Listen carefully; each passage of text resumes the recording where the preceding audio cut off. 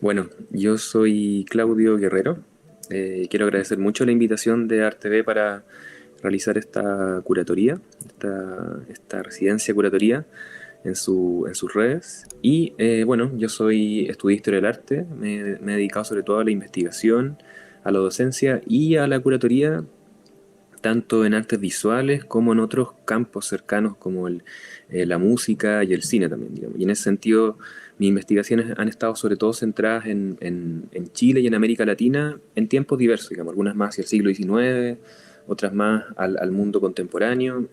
Actualmente estoy trabajando sobre todo lo que es la escena del video popular en América Latina de los 80, pero al mismo tiempo también con proyectos de curatoría, digamos. De hecho, en este instante estoy en una residencia y haciendo una curatoría acá en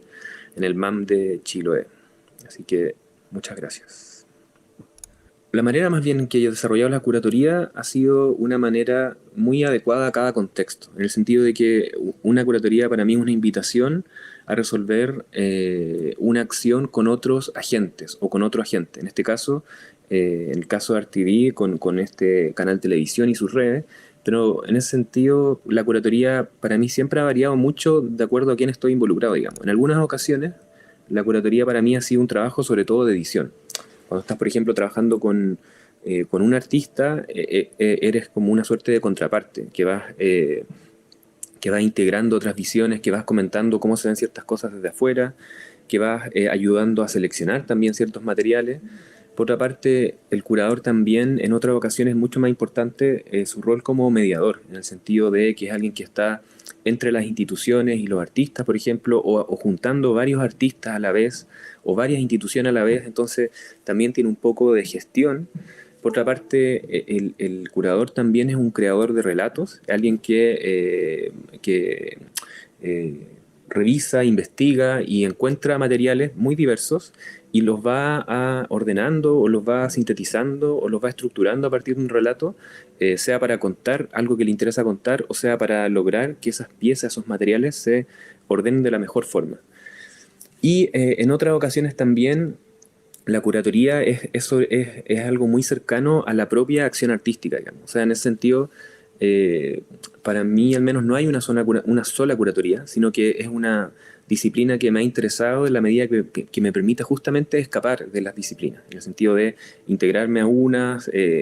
ayudar, colaborar con otras. Y también, sobre todo, me ha interesado este aspecto como colaborativo mediador, de juntar cosas, juntar relatos, juntar materiales, juntar sujetos que quizás si no fuera por una acción mediadora nunca se hubieran encontrado.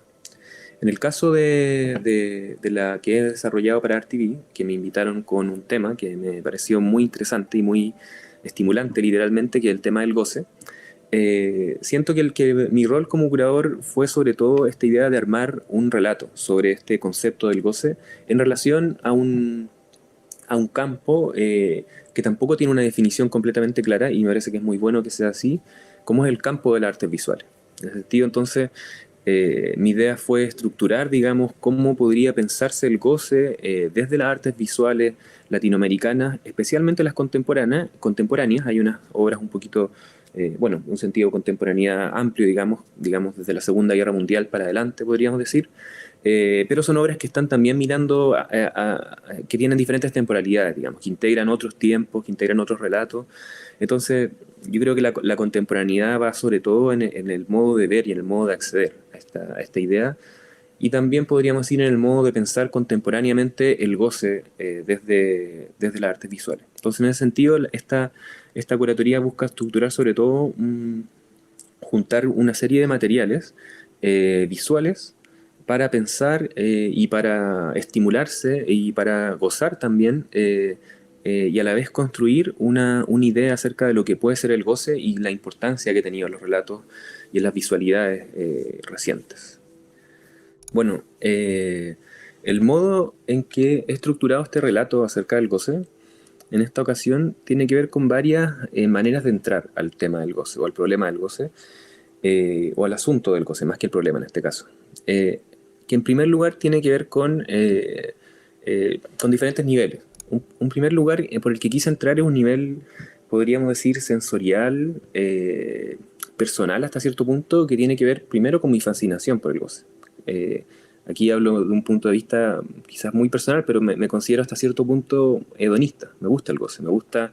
los sentidos, me gusta disfrutar los sentidos, me gusta la voluptuosidad, me gusta la distorsión de alguna manera de los sentidos, dejarme llevar por ellos. O sea, desde siempre los sentidos, el tacto, el sonido, el estar en el mundo, digamos, con mucha fuerza en los sentidos me ha parecido muy interesante. Y hay una línea, las artes visuales, podríamos decir, y la arte en general, por supuesto que ese tema, como son disciplinas que se relacionan con nosotros a través de los sentidos, el tema de la voluptuosidad de los sentidos es algo que ha estado presente durante mucho tiempo. Ahora, es complejo porque a la vez, dentro de ciertas líneas del arte visuales y del arte contemporáneo, esta voluptuosidad se ha visto como algo como si fuera hasta cierto punto contrario al intelecto, por ejemplo, a la importancia que dentro de las artes se le ha dado al intelecto. Entonces, es muy interesante que, siendo una línea que ha existido quizás siempre en la visualidad y en los diferentes tipos de artes visuales, en algún momento el hedonismo, el goce de los sentidos y la voluptuosidad se transforma en una suerte de reivindicación política, en muchos niveles, que es como otro punto que quizás ahí pasamos a un siguiente punto. ¿Ya? Entonces tenemos un primer tema, una primera entrada al goce, que es el tema de los sentidos y el goce de los sentidos y la voluptuosidad, y cómo eso podemos verlo en obra, y luego quizás vamos a ver algunos ejemplos. Un segundo punto tiene que ver con lo que ya decíamos de recién, esta idea de que el goce por diferentes maneras o por diferentes razones históricas también, y la voluptuosidad se tiende a convertir en una ruptura con ciertas restricciones, podríamos decir, que se suponen para el goce en la visualidad y en las artes, que vienen desde diferentes líneas, digamos. Por una parte, hay líneas que vienen dentro del propio arte, que quizás le han dado mucha importancia, y no necesariamente que eso esté mal, pero sí le han dado mucha importancia, por ejemplo, a lo intelectual. O le han dado mucha importancia a veces a lo formal, en un sentido de la pureza de la forma. Y ambas líneas, por ciertos artistas o por ciertas líneas del arte, han sido leídas como una restricción a los sentidos, digamos, y a la posibilidad del goce de los sentidos. Entonces, tanto, por ejemplo, como la abstracción rigurosa, que también tiene algo mucho intelectual, como la que en Chile hacía el grupo Rectángulo, o la que hacía el grupo Concreto en Brasil, o cierta línea del cinetismo en Venezuela, todo eso fue leído en un momento como una suerte de rigor formal muy fuerte,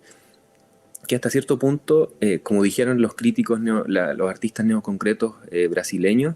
le hablaba más bien no recuerdo cómo se llama, pero como al ojo máquina, más que al ojo cuerpo, digamos, más que no le hablaban tanto al cuerpo. Entonces, eso por una parte, hay unos artistas que reivindican el goce como una posibilidad de volver al cuerpo, de reencontrarse con el cuerpo. Y por otra parte también, el goce ha sido sentido como una ruptura en contextos en el cuales políticamente y socialmente el goce tiende a ser revolucionario, por alguna razón. Sea porque política o socialmente nos vemos restringidos, o hay ciertos goces que nos vemos restringidos, o sea porque por ejemplo, hay una ética del trabajo que nos inunda todo, y en ese sentido el goce es una manera también de escapar una ética hegemónica de que lo más importante, por ejemplo, es el trabajo, o en contextos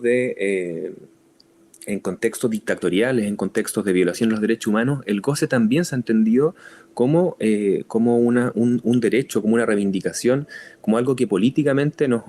provoca alguna clase de redención también. Y ahí llego a un punto importante, digamos, para ir quizás cerrando este segundo bloque, que es el goce como una ruptura también, que es entenderlo como el goce como una utopía colectiva, digamos. Ya no como un sentido necesariamente individual, ya no como una reivindicación hedonista de alguna clase de individualidad, sino el goce como algo como una promesa o un camino posible hacia un futuro colectivo mejor, en un goce como una utopía, digamos, y en tanto que utopía colectiva, digamos. Y eso nos vamos a encontrar con varias y varios artistas que, especialmente desde los 60 en adelante, van a estar apostando a esa idea del goce como un lugar de encuentro con el otro, como un lugar de construcción de otros futuros posibles. Y ahí también vamos a ver algunos ejemplos de eso. Un tercer punto que está en relación con esa línea es también una crítica que, a través del propio pensamiento o la propia experimentación con el goce, se hace a la manera en que el goce ha sido entendido por cierta parte de la sociedad contemporánea, o más bien por la manera en que el goce actúa dentro de la sociedad contemporánea, que es también el goce ligado a la idea de consumo, digamos. Hay varios filósofos, filósofas, artistas que están pensando la idea de que de alguna manera nuestra sociedad contemporánea está siendo capturada, o que estamos siendo capturados hasta cierto punto por un goce o una suerte de importancia del goce que todo lo que nos está llevando, por así decirlo, a una sociedad de control controlada por tecnologías del goce. En el fondo estamos en los celulares, los computadores, y hoy día en la pandemia más que nunca los videojuegos, digamos, siendo constantemente estimulados por colores, movimientos, tecnologías diversas que se supone que nos están haciendo gozar, digamos. Se supone que están alimentando nuestro goce, pero al mismo tiempo nos están haciendo consumir más, al mismo tiempo nos están haciendo no ver otras cosas quizás que están pasando en la realidad, al mismo tiempo están capturando nuestros datos biométricos que están ligados a una serie de aplicaciones, y sabemos que hoy día hay un llamado capitalismo a la información para el cual todos nuestros datos, dónde estamos, qué comemos, a qué cosas hacemos likes, todo el goce, por así decirlo, capturado por el like, que también es como una captura de nuestro tiempo, de nuestros datos. También hay un espacio crítico importante, digamos, dentro de las artes visuales para pensar esa relación con el goce, como que el goce también tiene en el sentido sus peligros. También hay que estar atento a los modos en que gozamos. Si realmente estamos construyendo, digamos, un goce posible para todos, o estamos también siendo capturados por una maquinaria de captura de información, digamos, en esta sociedad y en una sociedad de control. Entonces, eso es otro tema que también está una línea importante en el asunto del goce. Ese podría ser un tercer gran bloque, y un cuarto gran bloque una cuarta entrada al problema del goce es la desobediencia, que está también relacionada con la anterior del goce como una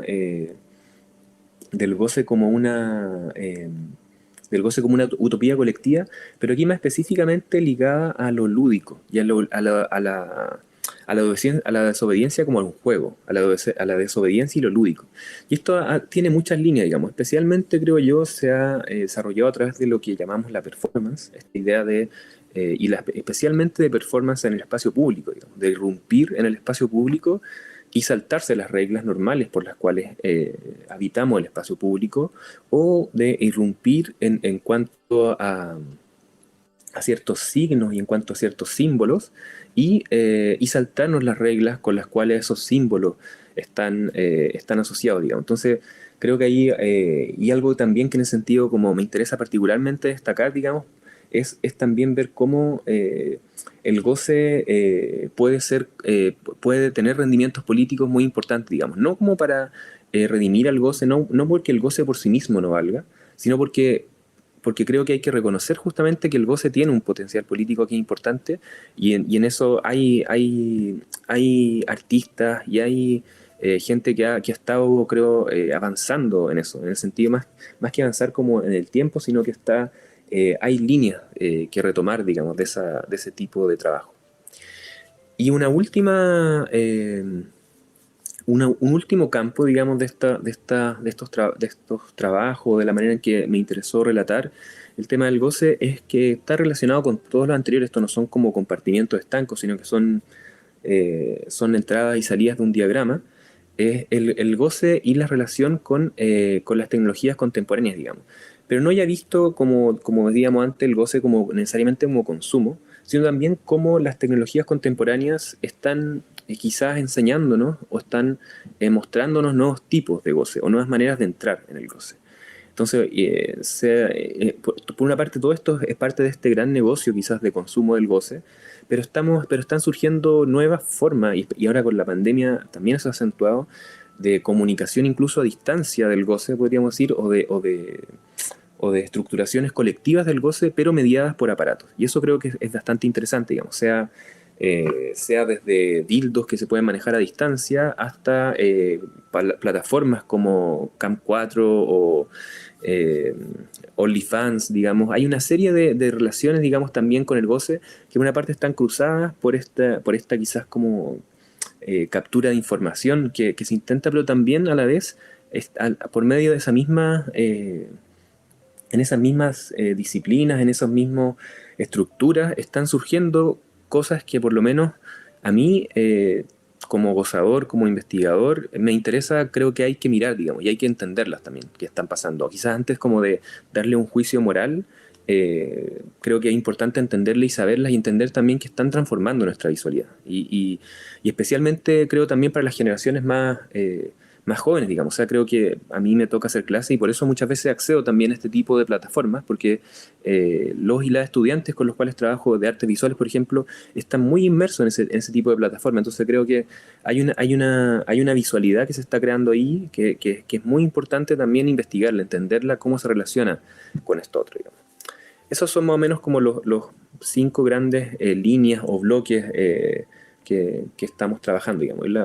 Las enumero una vez más, digamos, que son esta idea del goce como una reivindicación del hedonismo y la voluptuosidad, del goce como una utopía colectiva, del goce también como consumo y como alienación, del goce en tanto una serie de nuevas tecnologías contemporáneas que están surgiendo en torno al goce, y del goce también que se produce en la desobediencia. Una vez que ya tenemos instalados estos temas, líneas o entradas al problema del goce, me gustaría que pudiéramos revisar algunos casos en los cuales la visualidad y las artes visuales, en un sentido amplio, se han cruzado con el problema del goce en alguno de estos puntos, digamos. Como decía antes, no se trata de compartimientos estancos, sino que muchas de estas obras o de estos casos tienen que ver con varias de esas entradas al tema del goce. Y también para mirarlas en un sentido de la relación con nuestro contexto, creo que puede ser interesante verlas cronológicamente, porque nos ayuda a entender también cómo el problema del goce ha estado de una u otra manera ligado a nuestra historia, digamos, y a los contextos en que hemos vivido en América Latina. Entonces, creo que sería importante para entrar al problema del goce o al asunto del goce en América Latina, hacerlo desde una pequeña cronología para entender cómo estos diferentes como políticas visuales ante el goce han estado relacionadas con los contextos que hemos vivido en América Latina contemporánea, es decir, en América Latina después de la Segunda Guerra Mundial. Eh, una primera obra o un primer caso que me gustaría relevar, que se relaciona con mucho otro en esa época, pero creo que es interesante por ciertos aspectos claves, es una obra que realiza Marta Minujín en 1964 que se llama Revuélquese y viva. Nos vamos a encontrar con una obra que tiene muchos colores, que son una serie de colchones como recortados y entrelazados de diferentes maneras, en que por una parte fue entendida como un quiebre o una ruptura por varias razones. Primero, porque se relaciona con varias obras del periodo en las cuales el espectador es invitado a dejar de ser espectador, es invitado a participar, en este caso a entrar, digamos. Es una obra que no es un cuadro en una pared con la cual nos vamos a chocar, sino que es una obra con la cual se nos invita a ingresar en ella, y al ingresar en ella nos vamos a encontrar que la obra nos toca, que nos tenemos que relacionar con ella, que podemos abrazarla, que es blandita, que podemos tocarla. Entonces es un primer asunto de ruptura, porque es de este tipo de obras que hay varias en esa época que están entendiendo que políticamente es importante pensar más la figura de un participante que de un espectador. De alguien que eso implica también que la relación entre el artista y el espectador no es simplemente una jerarquía de alguien que crea y otro que observa lo que otro crea, sino ambos van construyendo un sentido, digamos. Y en este caso, además, es rupturista porque lo hace desde una clave relacionada con el hedonismo también y la voluptuosidad, digamos. Tanto en el código pop, podríamos decir, en este sentido, Marta Minujín es reconocida como parte de lo que se entiende como el arte pop, también latinoamericano. Estos colores pop un poco chillones, un poco flúor, por una parte como que ya desde lo visual nos invitan, digamos, a una idea como de fiesta o de celebración. Estas texturas blandas también, que son como para revolcarse, como decir, revolcarse y vivir. Y revolcarse también es una palabra que tiene sentidos diversos, digamos, incluso sexuales, por supuesto. Entonces, esta invitación a revolcarse y vivir en estos colchones y en estos colores nos dice que esta invitación a dejar de ser espectador es también política, pero es también desde el hedonismo, desde una reivindicación del goce. Y estamos hablando de un momento que son los años 60 en América Latina, en los cuales la coyuntura política es, digamos, más o menos entre revolución y dictadura, digamos. O sea, la mayoría de los países latinoamericanos están con movimientos políticos guerrilleros, por ejemplo, urbanos, rurales, y por otra parte hay una serie de golpes de Estado avanzando en esos mismos años también en Argentina, en Brasil, poco después en Chile, en Uruguay, en Bolivia, en muchas partes están pasando golpes de Estado y movimientos revolucionarios. Y entonces en este caso irrumpe un artista que por una parte descoloca esta idea de arte entendido como algo que solo se puede gozar visualmente, sino que el arte como algo que se puede gozar con todo el cuerpo. Y por otra parte, esta idea de un arte que no apoya ni explícita o implícitamente alguno de estos como de estos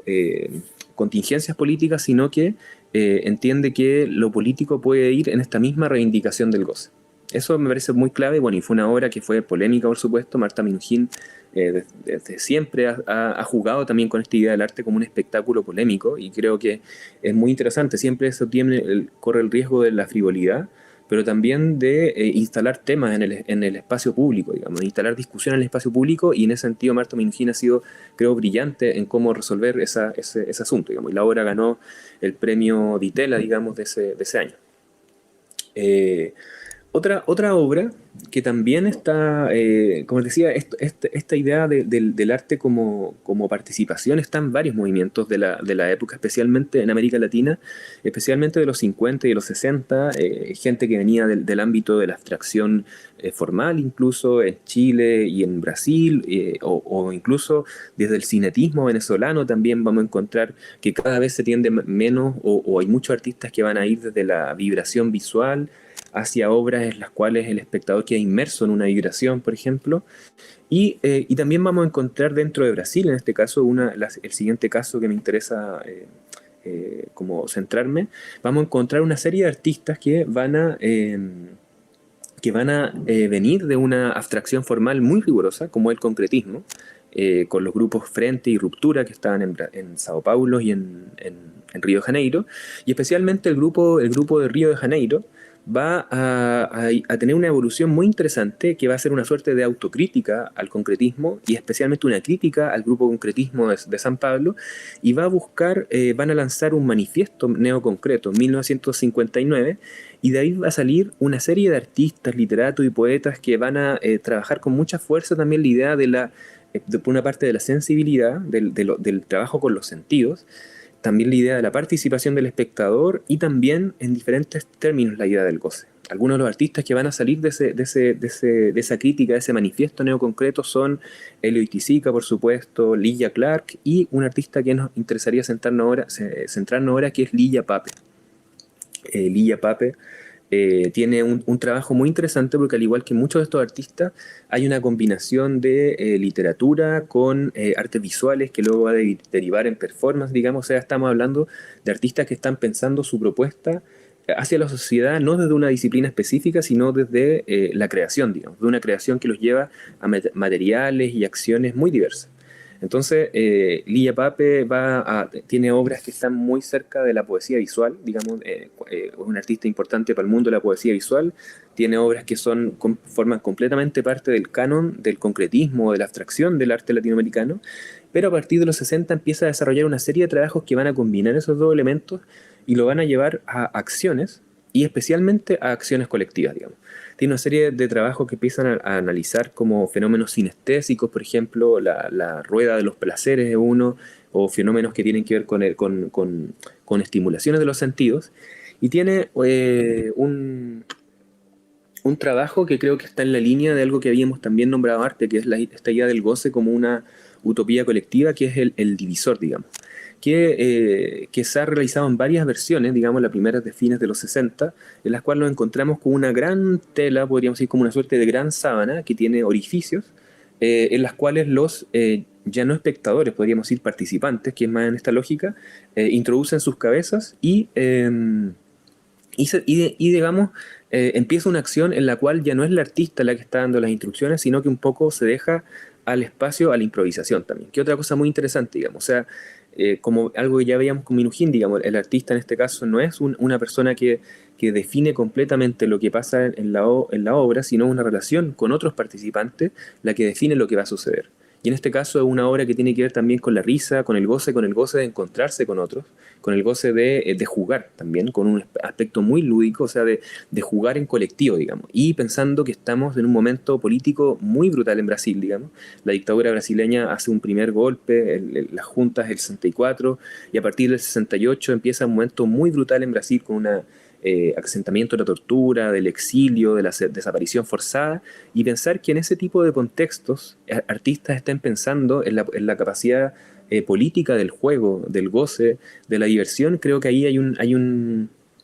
una radicalidad, digamos, que me parece muy, muy interesante, digamos. Y como decía, es un ejemplo, pero hay varios artistas que van a estar en esa línea, muchos de los cuales son los que nombraba también antes, Lilla Clark, Electric, digamos, que van a estar en esa misma, y por supuesto, todo esto acompañado de la música en el tropicalismo, digamos, un movimiento, y la literatura, digamos, un movimiento que mezcla esta idea de goce con lucha política muy fuerte que se da en varios países latinoamericanos. Y esto por supuesto que también se da en Chile. En Chile vamos a encontrarnos con varios artistas que van a estar pensando esta relación, no solo en artes visuales, sino en diferentes disciplinas, entre acción política, por una parte el peligro del fascismo y quizás y las dictaduras, y por otra parte una utopía política que se está construyendo en Chile a partir del triunfo electoral de la Unidad Popular, y cómo eso va a llevar a otras maneras, por una parte también, de pensar el goce, digamos. Pasaba que quizás en un intento de esquematizar, podríamos decir que por una parte hay dentro de la utopía de izquierda, digamos, que se estaba construyendo, ciertos tipos de goce también eran vistos como una suerte de frivolidad, digamos. Hay una visión, por ejemplo, muy moralista del mundo de las drogas y la psicodelia, digamos, por ejemplo, en algunos parte del mundo de la izquierda reaccionó muy mal ante el Festival de Piedra Roja y grupos como los Jaivas, digamos, que no sé, pues que se decía que usaban marihuana u otras drogas. Entonces, ciertos aspectos como del goce sensorial eran vistos como una suerte de alienación capitalista, pero hay ciertos artistas que van a estar pensando tanto en la literatura, en las artes visuales, como esos aspectos, la revolución socialista y los goces sensoriales y el LSD, por ejemplo, son cosas que no necesariamente van a ser contradictorias, digamos. Y hay una serie de artistas, por ejemplo, que van a hacer una exposición de artistas usando LSD, dentro de los cuales habían varios artistas identificados con el proyecto de la Unidad Popular. Por otra parte, hay, en la literatura y en el teatro se empiezan a mezclar ciertas articulaciones. Y un caso que me interesaba destacar aquí era Cecilia Vicuña, que es una artista que ya en esa época, que era bastante joven en esa época, digamos, pero que ya desde fines de los 60 está desarrollando también una obra que es una obra, podríamos decir, indisciplinada, en el sentido que transita de la literatura a la poesía, a la instalación, a la acción, a la pintura. Entonces, es una obra que va y viene de diferentes puntos de vista, y que también hay una reivindicación del placer y el goce que se conecta muy particularmente con esta utopía colectiva que se está viendo en Chile. O sea, pensar también esta idea de que el socialismo que se estaba construyendo era un socialismo en el cual el goce tenía que tener un lugar. Y hay un cuadro, una pintura de ella del año 1972 que se llama Karl Marx, que parece clave en eso, porque por una parte presenta a este gran ideólogo de la izquierda, del comunismo, que es Karl Marx, que es como un fetiche visual. O sea, las revoluciones en general tienen esta cara del Karl Marx, barbón, por supuesto serio, mirando hacia adelante, con estos obreros que son varones en general, que lo siguen, digamos, disciplinadamente en esta revolución. Esa es un poco la visualidad que se nos ha proyectado. Y en cambio, Cecilia Vicuña nos presenta un Karl Marx con unos colores más cercanos un poco a un goce pop, podríamos decir, del color en la época, en una suerte de paisaje utópico, como una suerte de jardín, una suerte de un Edén socialista, en el cual atrás vemos a sujetos que están gozando sus cuerpos también desnudos quizás, o una relación de goce con la naturaleza. Entonces, esta idea de mostrar una utopía socialista, donde una utopía también se goce, creo que es una obra muy interesante y particular dentro de las visiones que se daban en la época, en las cuales quizás cierto tipo de goce era entendido como algo que entraba en contradicción con con la utopía política de la época. Bueno, en estas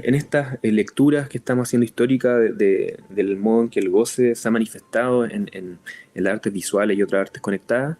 hay un momento clave también en América Latina, y que en Chile lo vimos también muy fuertemente, que es el momento de las dictaduras, por supuesto, y el momento del terrorismo de Estado. Y cómo pensar también las posibilidades del goce en ese momento. Hay obras muy diversas, por una parte, que están en esa línea, pero sobre todo hay dos que me interesaría destacar. Las dos tienen que ver con el contexto chileno. Una un poco más lejana, pero que se relaciona igual de manera bastante clave con el contexto chileno, como es la obra de Juan Dávila, una pintura en particular, pero podrían haber sido también otras, que es Sagrada Familia, de 1985, en la cual se nos muestra una suerte de pietà, en la cual la Virgen María sostiene un pene, digamos, un pene más o menos flácido. Y por otra parte, un video de Gloria Camiroaga, que ella estaba en ese momento trabajando en Chile, digamos, que es Popsicles, que es de 1984, que nos muestra varios elementos, digamos, pero hay uno que me parece clave, que es cuando vemos unas paletas como de helado, de dulce, en las cuales a la medida que se van chupando, descubren que tienen la figura de un militar, digamos, y que es una referencia también a la violencia, digamos. Creo que ambos nos presentan dos aspectos, digamos, diversos de esto. Por una parte, Dávila nos lleva, Dávila que venía trabajando de la pintura, pero que también participa en la acción y hace fanzines, también un artista diverso en ese aspecto, y que ya se había ido, estaba trabajando desde Australia, nos muestra una reivindicación de un tipo de goce también, que es un goce que tiene que ver con el movimiento gay también, que se está en ese momento como reivindicando políticamente en diferentes lugares del mundo, y que en Chile había sido algo particularmente difícil, tanto en el contexto de la Unidad Popular como después de la dictadura, digamos. Para ambos contextos, el goce de hombres que tienen sexo con otro hombre era un tema bastante tabú. Entonces, el Dávila realiza una obra que va a ser muy interesante porque va a impugnar diversos tipos de conservadurismo, entre los cuales estaba el conservadurismo moral que proponía la dictadura, pero que también impugna de alguna manera cierto conservadurismo que traía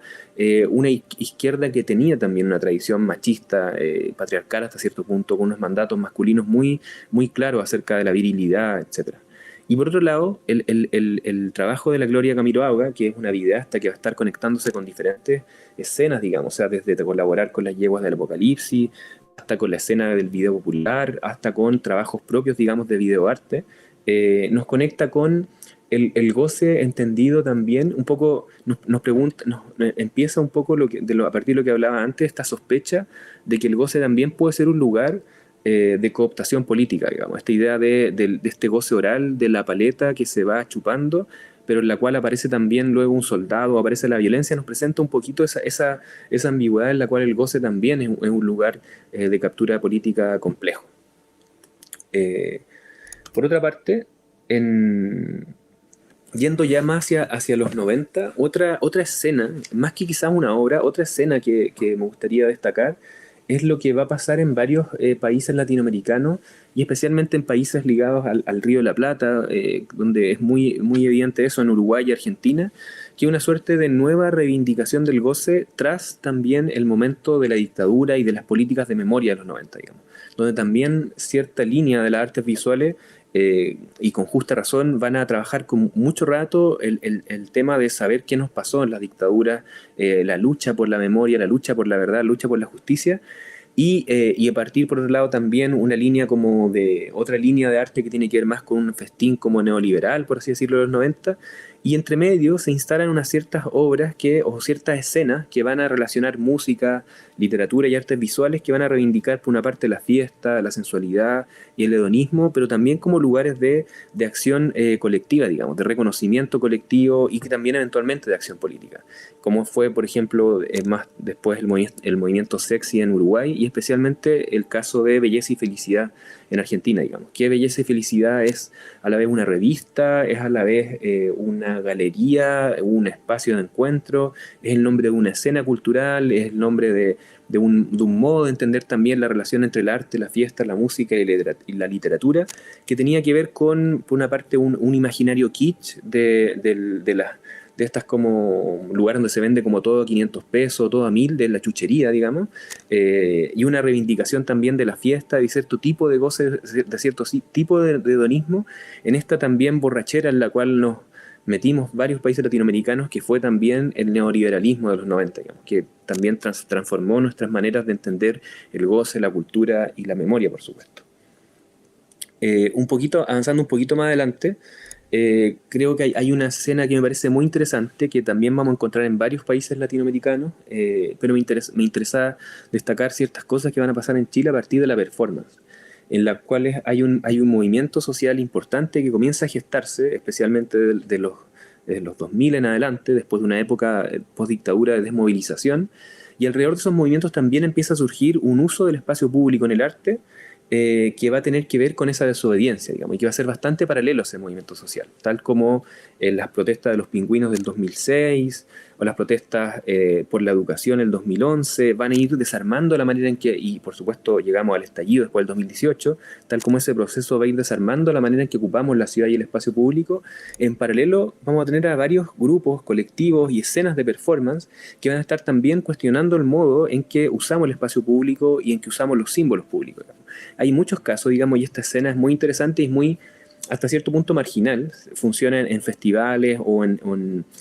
campos, en escenas que son paralelos a la escena galerística más formal, que son como el Festival de Formes, el Festival de Activación Autónoma Temporal y otros festivales de performance que se van a hacer, y que surgen artistas como, por ejemplo, o se desarrollan con fuerza, hay artistas como el Huachistáculo,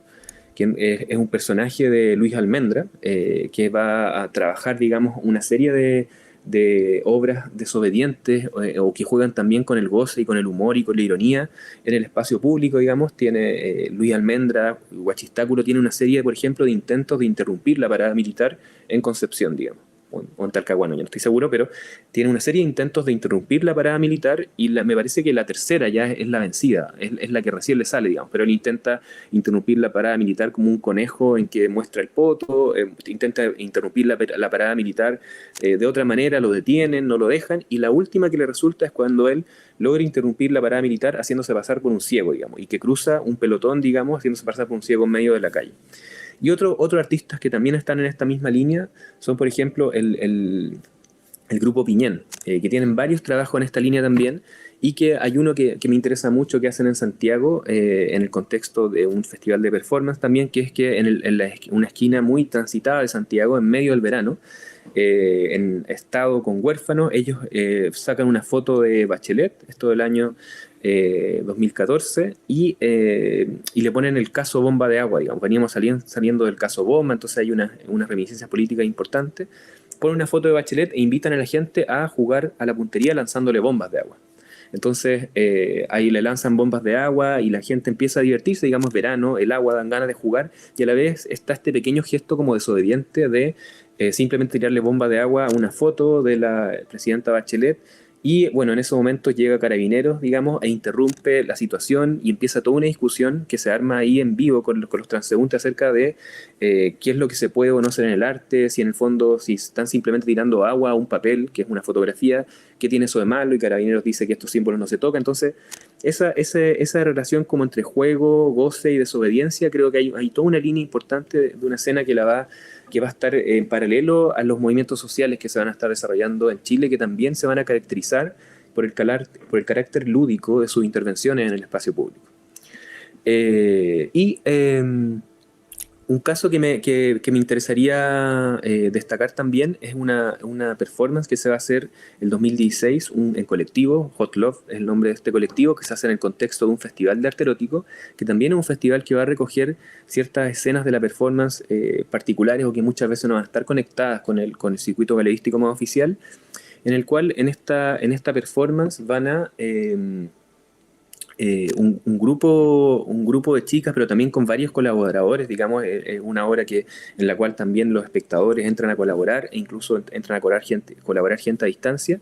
Empiezan a transmitir la performance a partir de la plataforma Camp 4, en la cual es una plataforma que se usa también para transmisiones como eróticas en vivo, en el cual tú puedes monetizarla, por así decirlo. La gente te puede donar dinero, o la gente a través de internet te puede ir diciendo como que hagas ciertas cosas, que te beses con otra persona, persona. Entonces hace una performance que uno podía verla y asistir como espectador en vivo en el Festival de Arte Erótico, o también podía verla desde sus casas en esta plataforma de pornografía en vivo, digamos, como es Camp 4, digamos. Justamente viendo cómo el arte y lo performático y las relaciones con el cuerpo entran en diferentes, o están actualmente con el uso actual de las tecnologías también en diferentes niveles, digamos, y niveles que nos sirven también para cuestionar otros modos, por una parte, de contar con el sexo, con los placeres, pero también con las polémicas, discusiones acerca del trabajo sexual, con una serie de temas que también que son muy importantes para la discusión actual, creo, de las políticas del goce. Y bueno, para culminar, me gustaría presentar tres trabajos que, dentro de todo lo que hemos visto también, creo que tienen que ver con modos contemporáneos de pensar el goce y también de pensar, y más que pensar, de presentar las posibilidades del goce en relación a la visualidad también, y que se relacionan, por supuesto, con todas las líneas también que hemos estado explorando, digamos. Que por una parte quería presentarles un trabajo de Benuca Evanán, que se llama Erotismo Sarguino, que es parte de una serie de trabajos que muy interesantes de ella que vamos a revisar. Lisa Alcalde, que también es escritora y pintora, digamos, y que tiene una serie de naturalezas muertas muy interesantes, y Claudia Lee, que un collage visual que pertenece a una serie de trabajos que se llaman El juego de la boca, una exposición en la cual yo también estoy colaborando como curador, y en este caso ella nos presenta una introducción al juego de la boca. En el caso de Benuca Evanán, es un artista que proviene de una comunidad indígena, la comunidad, un pueblo, digamos, el pueblo Sarwa, en la zona de Ayacucho, en Perú. Y ella trabaja, es muy interesante porque trabaja a partir de las técnicas tradicionales de construcción de la visualidad de su comunidad, digamos, a través, por ejemplo, de los soportes, de los formatos que existen ya en estas comunidades, pero también llevándolas a las posibilidades del arte contemporáneo y un poco circulando en diversas, circulando y participando, digamos, en esas líneas, digamos, en paralelo hasta cierto punto. Por una parte, ella nos muestra en este caso unas tablas de Sarwa, que son un formato visual, podríamos decir, un formato artesanal hasta cierto punto, tradicional de ese pueblo, pero pensado a partir de una visión, digamos, diferente a lo que dentro del soporte tradicional puede verse. En este caso, por ejemplo, en Erotismo Sarguino, ella nos presenta sobre todo también, y lo que fue muy rupturista hasta cierto punto y complicado, incluso porque fue un trabajo bastante criticado en ciertos contextos, porque nos presenta las posibilidades también del erotismo desde su visión como una mujer indígena, digamos, pensando que el erotismo o la visión como romántica que más se podía presentar en alguna de estas imágenes era una visión más bien masculina. Ella, bueno, se preguntó qué pasaba si se mostraba una visión de lo erótico o del goce o del placer erótico desde el punto de vista femenino, digamos, en un contexto en el cual hay una visualidad que está muy ligada a una tradición, y una tradición que en ciertos contextos, sea por la colonización o por diferentes razones, también esas tradiciones a veces son muy conservadoras, están identificadas con el conservadurismo. Entonces, es una obra que trabaja, por una parte, esta combinación de soportes visuales relacionados con el arte contemporáneo y con lo tradicional, pero para mostrarnos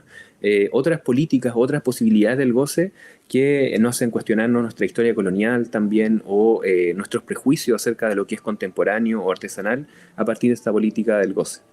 Por otra parte, Elisa Alcalde me interesaba también como un poco como de cierre, porque siento que nos lleva también a